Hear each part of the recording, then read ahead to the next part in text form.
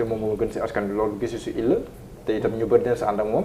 mais bu si ay proposition koppar ak leneen tàbbee ndax dunduru leneen lu dul lu wuteeg li nga xamante ni moom la Siré Sy moom la bu docteur Babacar Mar di wax. waaw xam nga ci histoire politique gu Sénégal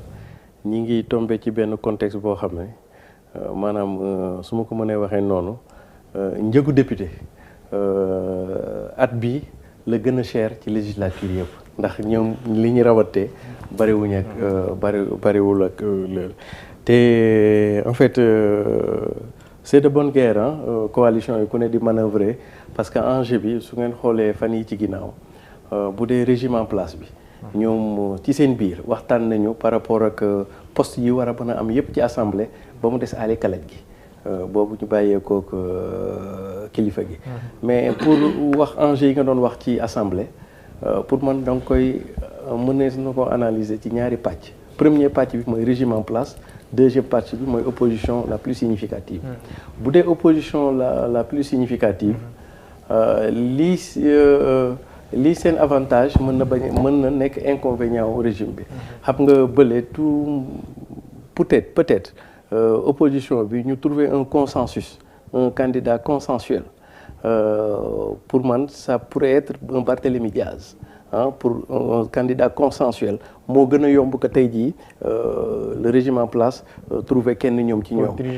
waaw pour diriger l'Assemblée te dañu nar a nekk ci configuration bi ñu amoon ak Pape Diop on risque d'avoir un Barthélémy Diaz extrêmement puissant si toutefois sa candidature passe au niveau de Yewwi Askan Wi qui sera député maire donc président de l'Assemblée nationale ensuite en même temps aussi maire ville de Dakar parce que pour man xëccoo bi am ñoom seen biir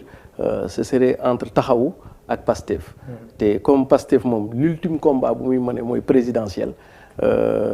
pour man gisuma mu xëccoog trop ak Taxawu kon donc pour man ci côté opposition bi ñoom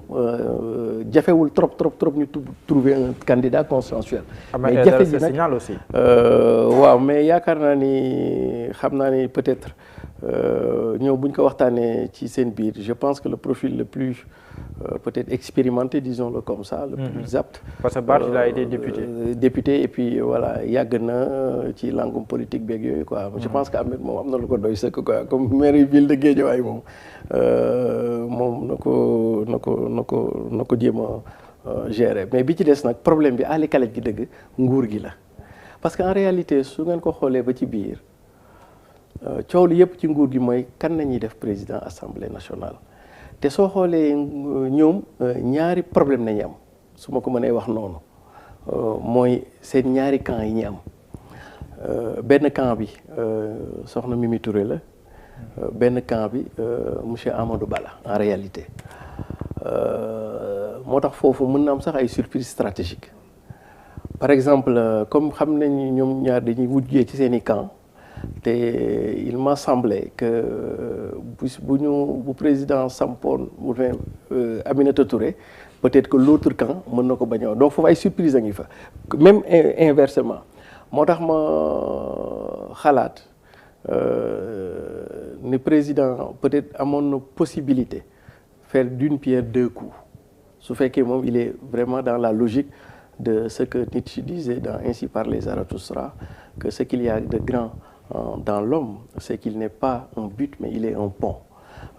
dès lors parce que ñaari cas de figure moom mën a am ci régime bi ou bien président Macky Sall day dem 2024 ou bien demul 2024 bi gën nag mooy mu bañ a dem ndax une raison mais su fekkee ni par exemple moom day dem dafa bëgg a dem 2024 loolu moom kuñ fa mën a tegit amul enjeu fondamentalement. D'accord. beneen bi mooy su fekkee demul il m'a semblé que ñoom bu fekkee camp nguur gi pour man candidat bi xaw a gën a disons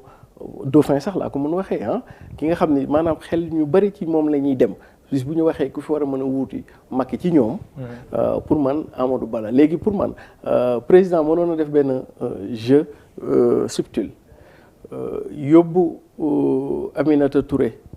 présidence Assemblée nationale avec le risque que moom c'est une rebelle dans l'âme donc mënuloo ko maîtriser mën naa yàq xew bi à tout moment peut-être yóbbu Amadou Ba au poste de premier ministre mais en ce moment ce sera de le désigner comme le dauphin et le candidat du régime en place par rapport ak élection yi. Pour man cas de figure boobu la parce que beneen cas de figure boo fi indi li leen daloon ci législative bi d'abord locales yi lu jiitu. locales yi. législative yi. donc mën nañu am ay surprise stratégique te bu ñu xefee opposition mën na jël attention bu ñu xefee opposition mën na gagner parce que n'oublions pas que c'est des votes secrets. vote bi c'est secret. Oui. Donc le jeu de vote sanction yooyu mën na cee dugg ba te ñoom ce serait catastrophique pour le régime en place de perdre le poste de président de l'Assemblée ndax enjeu yi muy représenté yëpp. dëgg la mais Cheikh Ousmane pendant que ñi waxtaan mi ngi am ñu ngi koy wax ci